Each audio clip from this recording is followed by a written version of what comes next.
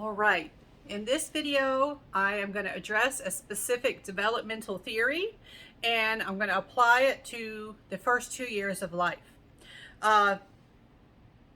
In this case, I'm going to be talking about Freud's psychoanalytic theory.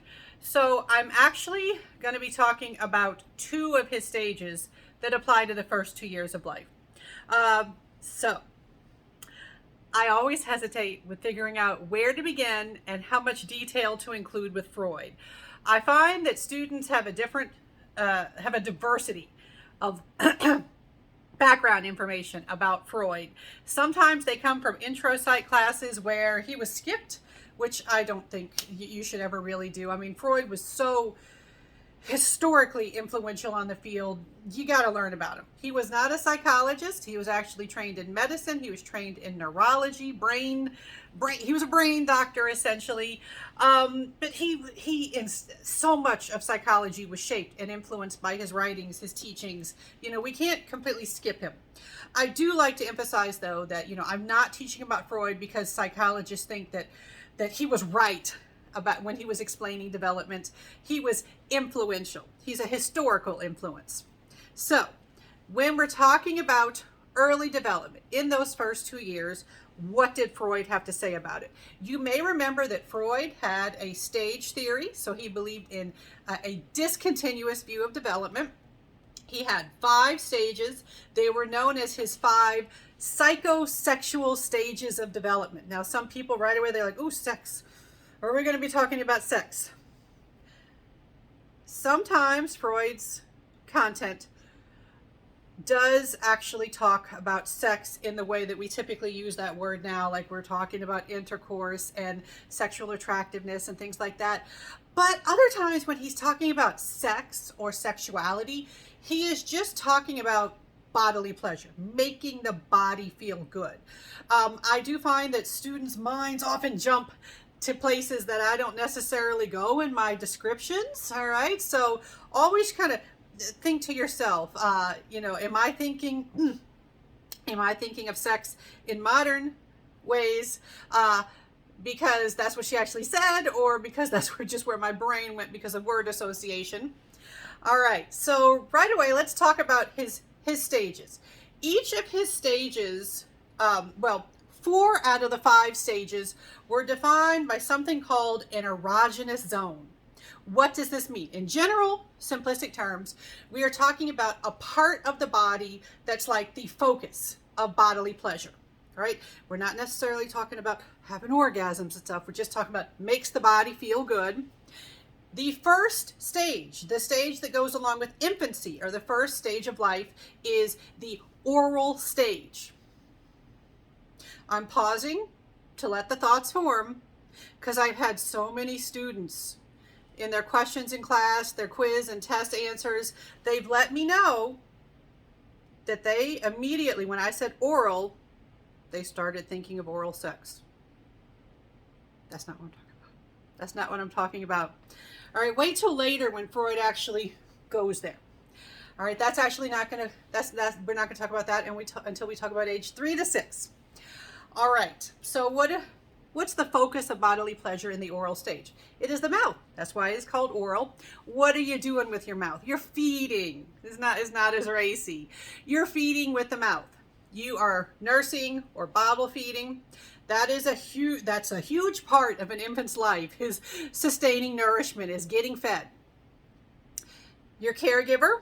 Freud started a huge tradition of mother blaming in psychology and related fields. So he was often talking about the mother, but nowadays, hey, we know not just a mother would raise a child, but he would be talking about the mother, and he'd say, okay, so the mother can either over or underfeed the child, and if the needs are not met appropriately, if those feeding needs are not met appropriately, you can end up with something called fixation. What is fixation in Freudian terms?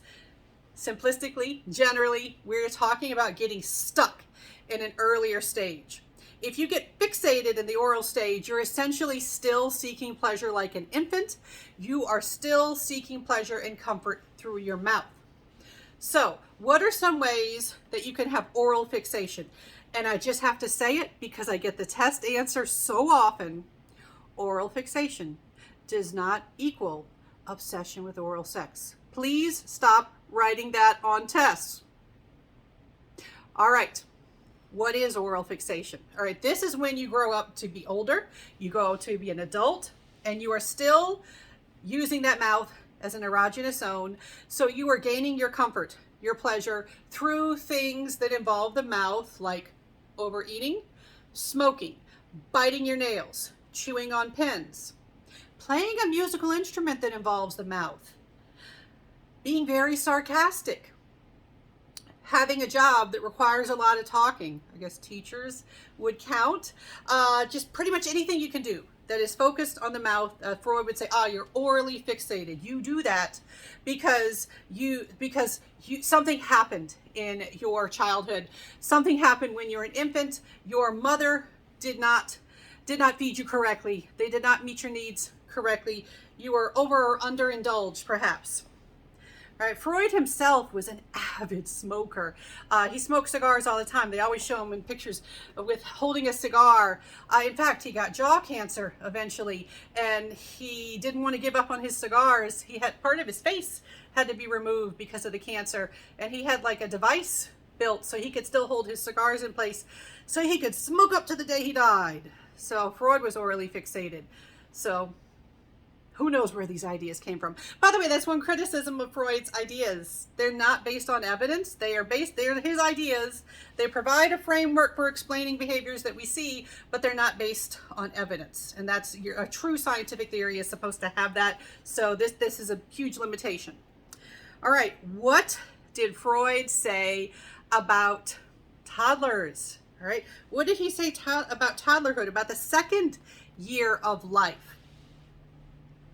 This one's called the anal stage. Folks, do you want to guess what kind of test answers I've gotten for this one? All right. The erogenous zone is the anus. You know what an anus is? Do I have to say it's the butthole? All right. The anal sphincter. I've had students who didn't know and I had to spell it out. All right. How is this a source of bodily pleasure? I know where your mind's going if you've never had this before, and I'm not going there. It simply feels good to be able to control the muscles. It feels good to be able to contract and release your muscles down there. Think of a little baby. Why do they wear diapers? They can't control those muscles yet. That's why they have accidents. That's why we have to put them in diapers. That's why we introduce toilet training when you've got a toddler. You have to wait until they're a toddler because that's when they can control those muscles. It feels good to control those muscles. It feels good to contract them and release them, just like it feels good to contract and release any other muscle.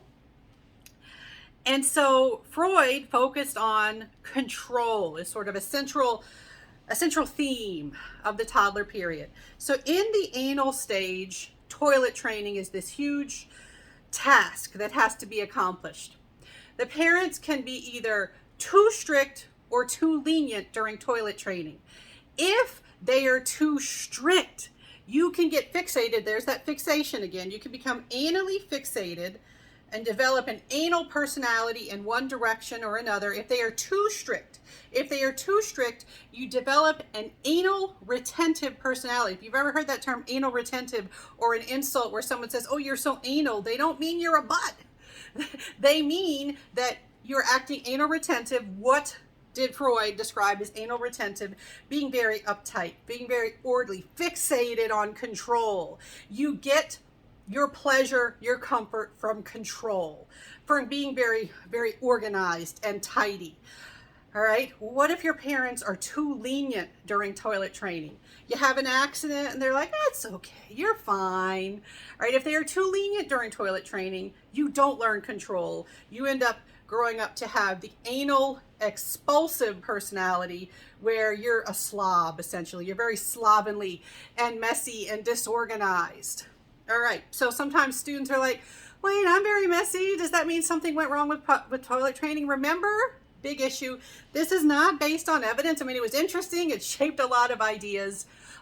We've now moved beyond Freud. And so in a future video, I will talk about some other, in future videos, it's going to be plural, I'm going to talk about some other theories that have attempted to explain the development of the behavior we see in the first 2 years.